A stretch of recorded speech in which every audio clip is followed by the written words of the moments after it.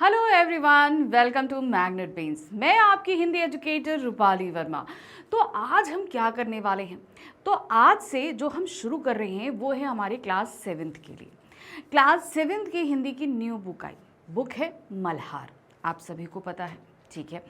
तो इस मल्हार बुक के अंदर आपके पास करीबन 10 अध्याय दिए गए हैं, जिनमें आपके पास गद्य खंड भी है और काव्य खंड भी है। अब मैम ने ये एक नया वर्ड आपके सामने रखा, गद्य खंड और काव्य खंड।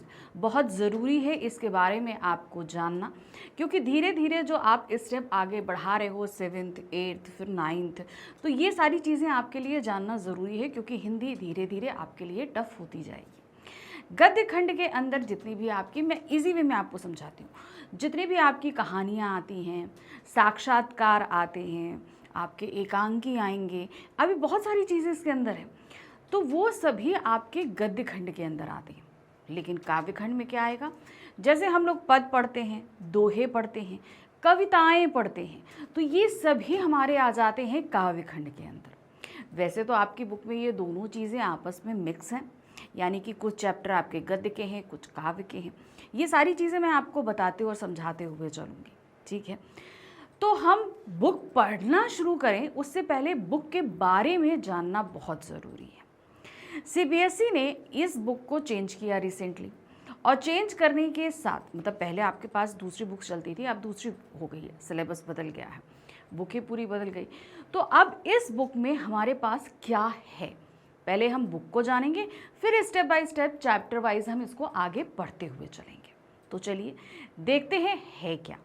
तो जैसे कि आप देख रहे हो, क्लास 7th की हिंदी की हमारी बुक है मल्हार, और हम करने क्या वाले हैं आज का हमारा वीडियो बहुत छोटा सा है। क्यों? क्योंकि हम आज सिर्फ बुक को समझेंगे कि बुक में है क्या। ये है हमारा बुक ओवरव्यू। तो बुक आप लोगों के पास में होगी, तो देखिए बुक इस तरीके से दिख भी रही है आपको, ठीक है। चलिए, तो जैसा कि मैंने बताया कि इस बुक में करीबन आपके सामने 10 अध्याय दिए गए, सिर्फ 10 चैप्टर है, लेकिन बहुत इंटरेस्टिंग चैप्टर है। मतलब इतने बढ़िया बढ़िया चैप्टर इसमें ऐड है ना, कि जब मैंने देखा तो मैं भी बड़ी खुश हुई, कि मैंने कहा बच्चों को हर एक चीज़ तरह की नॉलेज दी गई, और ख़ास तौर से इसकी एक्सरसाइज, क्या कहना, जहाँ पर आपको सोच कर विचार कर सारी चीज़ों को अच्छे से पढ़कर समझ कर आंसर देने हैं। चलिए देखते हैं। सबसे पहले हमारे पास जो पहला अध्याय आएगा, ठीक है, तो पहले अध्याय में हम क्या देखेंगे? पहला अध्याय है माँ कह एक कहानी। ये एक कविता है। अब ये क्या है? यहाँ पर आप देखेंगे कि एक छोटा सा बच्चा अपनी माँ से बोल रहा है कि मुझे एक कहानी सुनाइए, ठीक है। लेकिन इस कहानी के पीछे भी एक बड़ी अच्छी सी कहानी है। आप जब ये कविता पढ़ोगे ना, तो इसके अंदर एक बड़ी अच्छी सी कहानी है, और उसे कौन सुना रहा है? उसे सुना रही है माता यशोधरा। माता यशोदा नहीं, माता यशोधरा अपने पुत्र राहुल को सुना रही हैं। अब आप कहोगे कौन? तो आप सभी को याद है ना, भगवान बुद्ध, है ना, महात्मा बुद्ध आपको याद है। तो वो पहले क्या, किस नाम से जाने जाते थे? जब उन्होंने अपना घर परित्याग नहीं किया था, तो वो सिद्धार्थ के नाम से जाने जाते थे। तो उनकी पत्नी थी यशोधरा, और उनका एक पुत्र था राहुल, ठीक है ना। तो यहाँ पर माता यशोधरा राहुल को कहानी सुनाती हैं उनके ही पिता, यानी कि सिद्धार्थ जी के बारे में, ठीक है। तो ये अभी हम लोग कविता पढ़ेंगे ना, तो देखिएगा बड़ा मज़ा आएगा आपको। फिर हमारे पास में आ जाता है हमारा सेकेंड चैप्टर, 3 बुद्धिमान। ये एक लोक कथा है। अब लोक कथा क्या होती है, ये जानना भी बहुत ज़रूरी है। देखिए क्या होता है क्या होता है, बहुत टाइम से कोई चीज़ लोगों के मुंह से सुनते चले आते हैं। लोक मतलब क्या होता है? लोगों द्वारा कही गई कथा, जिसका कोई प्रमाणित साक्ष्य नहीं होता, यानी कि वो कहीं लिखी नहीं है, कोई उसको ये नहीं कह सकता कि ये सत्य है। यानी कि आप ये समझ लीजिए, दादाजी के दादाजी ने उनको कहानी सुनाई अपने बेटे को, फिर उन्होंने अपने बेटे को, फिर उन्होंने अपने बेटे को, तो वो पीढ़ी दर पीढ़ी कहानियाँ बहुत समय से चलती चली आ रही हैं। तो ये होती है लोक कथा, जो लोगों द्वारा एक पीढ़ी से दूसरी पीढ़ी को कही जाती है। इसके प्रमाणित साक्ष्य उपलब्ध नहीं होते। अब ये है क्या? 3 बुद्धिमान। यहाँ पर 3 भाइयों की कहानी है, ठीक है, जिन्होंने बचपन से हर चीज़ बहुत बुद्धिमानी के साथ सीखी समझी, ठीक है, जिससे आगे चलकर जब वो मुसीबत में फंसते हैं तो अपनी इस बुद्धिमानी के ज़रिए ही निकल पाते हैं। ये पढ़ेंगे हम इसमें। तो यहाँ पर आपको सीखने के लिए बहुत कुछ ये मिलेगा कि आप अपनी लाइफ में जब पढ़ो, लिखो, खेलो, कूदो, मम्मी पापा के साथ हो, कभी भी जो काम करो वो बहुत ध्यान लगा कर करो, बहुत ज़रूरी, क्योंकि हर एक मोमेंट हमें कुछ ना कुछ सिखाता है। फिर हमारे पास आ जाएगा हमारा तीसरा अध्याय। हमारा तीसरा अध्याय क्या है? फूल और कांटा। ये एक कविता है, ठीक है। अब इस कविता में हम क्या देखेंगे? एक ही पेड़ में फूल खिलता है, एक ही पेड़ में कांटे खिलते हैं। होता है ना, आप लोगों ने गुलाब का पौधा देखा है ना, जिसके अंदर फूल भी है, कांटे भी हैं, लेकिन इन दोनों की बिहेवियर अलग अलग होता है, इनका व्यवहार अलग होता है। फूल जहाँ हमें प्रसन्नता देता है, खुशबू देता है, ठीक है, उसी तरीके से कांटे को हम छू मात्र लें तो हमारे हाथों में चोट लग जाती है, हमारे कपड़े अगर फंस जाएं तो कपड़े फट जाते हैं।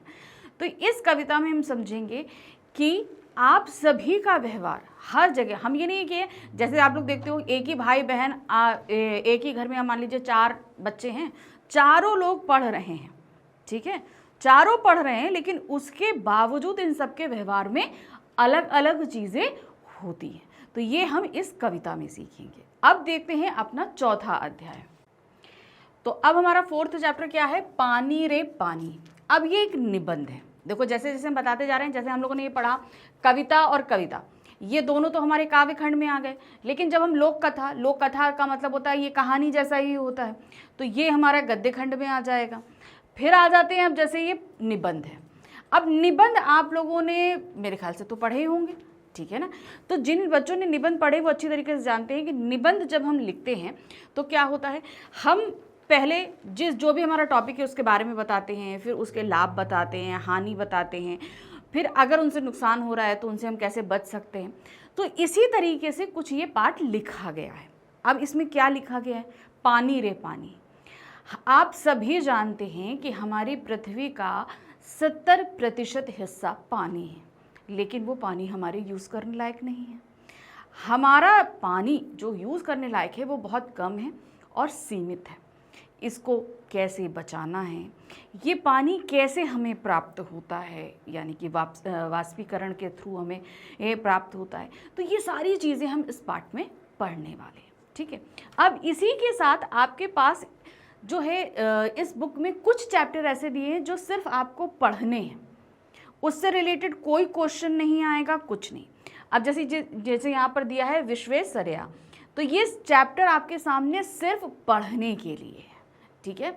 सिर्फ आप जानिए कि ये शख्सियत क्या है, इनके बारे में हमें इस पाठ में बताया जाएगा और हम सिर्फ इसको पढ़ेंगे। इसके बारे में हमें कुछ भी क्वेश्चंस नहीं आएंगे, कुछ नहीं होगा।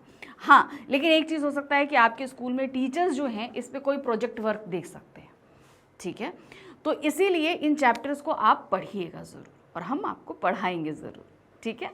चलिए नेक्स्ट आ जाते हैं, चैप्टर नंबर 5 है नहीं होना बीमार।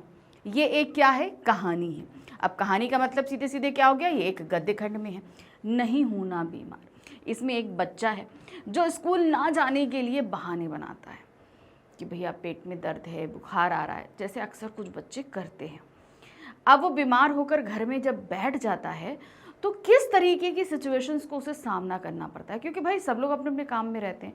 अगर आप बीमार हो तो आपको बेड पे रहना पड़ेगा, फीका फीका खाना खाना पड़ेगा। तो ये सारी चीज़ें, आप बाहर खेलने नहीं जा सकते हो, आप एक ही जगह रह के बोर हो जाओगे ना। अगर हम मान लो हम बहाना बनाते हैं या हम एक्चुअल में बीमार हो जाते हैं कभी, तो क्या होता है, हमें बेड पे रहना पड़ता है और रहते रहते क्या होता है, हम बीमार हो जाते हैं। होता है ना, जब बीमार होते हैं तो हम और ज़्यादा बोर हो जाते हैं, एक ही बेड पे पड़े पड़े क्या कर लेंगे, है कि नहीं। तो इस कहानी में हम यही देखने वाले हैं कि एक बच्चा जो बीमारी का बहाना बनाकर घर में रुकता है, क्यों? क्योंकि उसने होमवर्क नहीं किया, उसे स्कूल नहीं जाना, और फिर घर में रहकर उसके साथ क्या बोरियत होती है, यही सब हम इस कहानी में देखेंगे। फिर आ जाते हैं हम चैप्टर नंबर 6। क्या दिया है? गिरिधर कवि राय की कुंडलियाँ। अब ये क्या है? ये एक कविता वैसे दिया गया है। आप लोग पद और दोहे पढ़ते आए हो ना, ठीक है। दोहों में क्या होता है, दोहे 2 लाइन के होते हैं आपके। जैसे जैसे हम आगे बढ़ते हैं इनका थोड़ा सा क्या कहते हैं स्टैंडर्ड बढ़ता है पढ़ने का, तो ये पद यानी कि ये 4 से 6 लाइन तक के हो सकते हैं। इनमें सब नीति परक कुंडलियाँ दी गई हैं। अब नीति परक कुंडलियाँ क्या होती हैं? हमें कैसे दूसरों के साथ व्यवहार करना चाहिए, कैसे हमारा व्यवहार औरों के साथ, बड़ों के साथ, बच्चों के साथ होना चाहिए, अच्छी अच्छी चीज़ें हमें जो बताती हैं उसको हम बोलते हैं नीति परक। ठीक है, अब ये ही नीति परक कुंडलियाँ किसकी हैं? गिरिधर कविराय की। यहाँ पर 2 कुंडलियाँ दी गई हैं जो हम पढ़ेंगे। फिर आ जाते हैं चैप्टर नंबर 7, जहाँ पर हमारे सामने कविता दी गई है वर्षा बहार। बहुत जल्द ही जो है बारिश का मौसम आने वाला है। ठीक है, भारत में आप सभी को पता है कि मौसम का चक्र चलता है जिनमें वर्षा ऋतु भी होती है। ठीक है, वर्षा ऋतु को पावस ऋतु भी कहते हैं। ठीक है, आप लोगों को अगर नहीं पता हो तो पता होना चाहिए। वर्षा जो आपकी वर्षा ऋतु होती है इसको हम लोग पावस ऋतु भी कहते हैं। अब इस वर्षा ऋतु में क्या क्या होता है? जब पानी बरसता है तो कैसे आसपास का माहौल बदलता है, कितना अच्छा हो जाता है। फिर उसके बाद क्या होता है? पशु पक्षी कितना एंजॉय करते हैं, पेड़ पौधे कितने अच्छे लगते हैं, पूरा वातावरण कितना अच्छा होता है। यही सब हम इस कविता में देखेंगे। तो ये करीबन हमारे 7 चैप्टर रहे। तो अभी 3 चैप्टर हमारे और बाकी हैं कि इस बुक में ये 3 चैप्टर में और क्या है। चलिए, तो इन 3 चैप्टर में क्या दिया गया है देखिए। तो यहाँ दिया है चैप्टर नंबर 8, 7 तक हमने देख लिया। चैप्टर नंबर 8 है बिरजू महाराज से साक्षात्कार। बिरजू महाराज आप लोग जानते हैं, है ना, कथक के बहुत ही अच्छे डांसर, मतलब बहुत, इसीलिए उनको महाराज कहा जाता है। तो अगर आप लोग नहीं भी जानते हैं तो हम आपको इसी पाठ में बताएंगे कि बिरजू महाराज कौन है और उनका इंटरव्यू लिया गया। साक्षात्कार का मतलब क्या होता है? इंटरव्यू।